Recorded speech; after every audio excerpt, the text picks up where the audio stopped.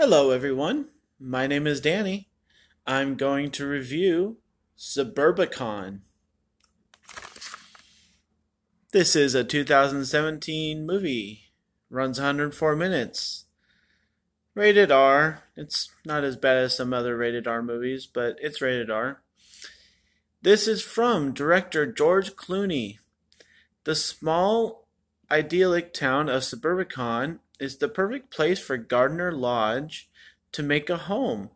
But beneath this tranquil surface lies a disturbing reality, where nothing is as it seems. When a break-in leads to the shocking murder of his wife, Gardner must navigate the town's underbelly of deceit and violence to protect his family from further harm. Academy Award winner Julianne Moore and Oscar Isaac also star in this darkly comedic, suspenseful thriller, full of twists and turns.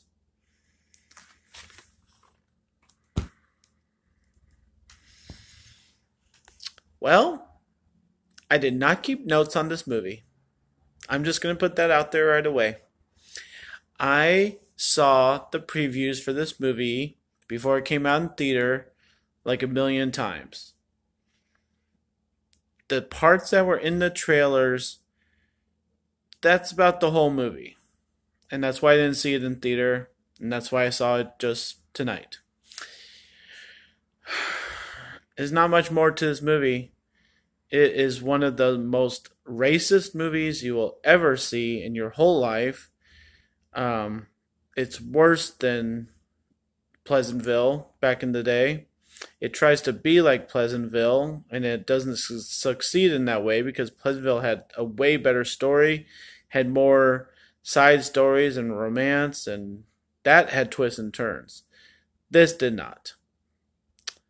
I'm just going to say that I hated it because I did. It was a cheap imitation of Pleasantville, and it didn't come across as it because nothing is really perfect per se. Even in the beginning, you can tell Matt Damon has this, like hate for people, or it's hard to like peg it, but it's really just like people are saying, "Oh, I'm so sorry for your loss. Oh, I'm so sorry for your loss. It's such a tragedy," and he's just like, "Okay, whatever, shut up." And that's not a Pleasantville or Suburbicon way of thinking. So it just never really felt like perfect people all in the same area with each other.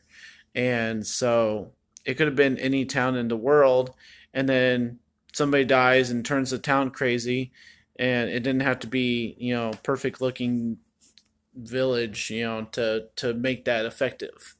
So I'm just gonna talk about mostly the I'll just talk about the holes because that's what makes it horrible. The first thing is that Matt Damon supposedly owes the mob a bunch of money. First point, we don't find out what for, ever. That's a hole. It's a bad thing about the movie. Number two, the guys coming after him, supposedly they're janitors, so they're not the mob bosses. That's bad and not understood and not explained. Number three, is there a mob boss? Do we ever meet him? No. Does he ever demand something from him? No. And why isn't he taking care of it, and why are these side people taking care of it? It's confusing. So number four, I guess, is the whole part about how they're handling the situation.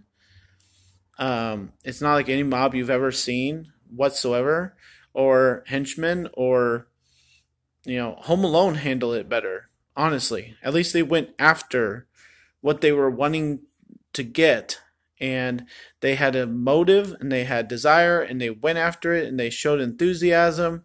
The whole time in this movie, people are like, "Okay, how's it going? Okay, are you gonna give him money? No."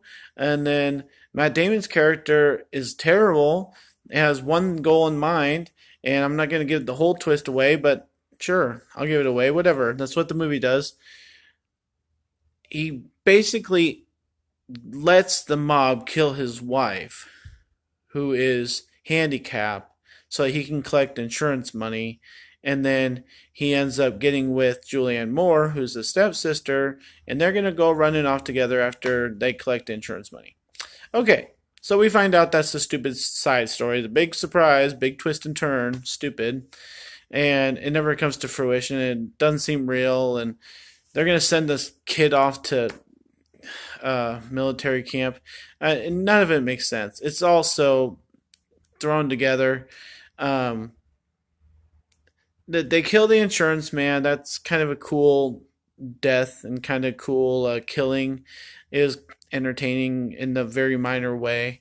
And then the way that one of the hooligans dies is kind of cool. The way Julianne Moore dies is very uneventful. It's sad when the uncle Mitch dies. A lot of people die. It's kind of cool. It's kind of entertaining and kind of like, whoa, it's one after another there for a minute. It's not what the movie's supposed to be about. It doesn't have any context. And if the point of it is that everybody dies, then I guess it succeeds.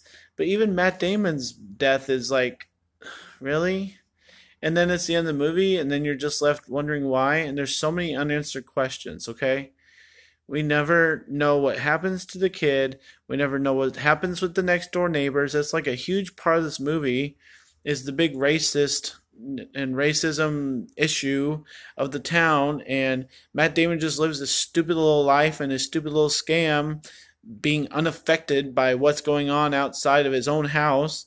It's all so ridiculous, and it's all not involved by each other. And I'm sorry, I just kind of, it's one of the worst movies that I've ever heard of these people being involved with.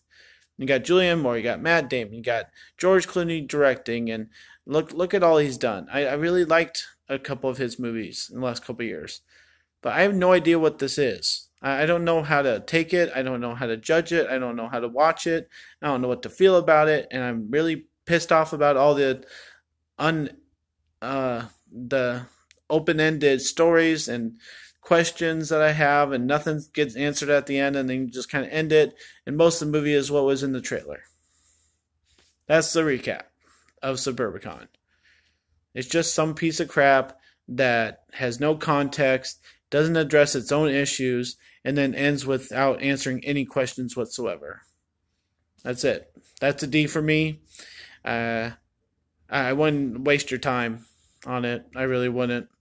It's just 2 hours of boredom, and it's fine, but it's nothing special whatsoever, and it's just gonna confuse you. So the whole racist thing gets a little heated, but it's not worth your time to see something that even could have been more violent, and it never got to be more violent. I mean, everything doesn't live up to its potential in this movie. That's the moral of the story. Nothing in Suburbicon lives up to its potential, even the violence. So that's it. Suburbicon, pretty bad movie. My name's Danny. If you like this or any of my other reviews, try and give them a watch. If you like anything, like and subscribe to my channel. And thanks a lot, guys. Don't waste your time on Suburbicon, but enjoy your movies. Thanks.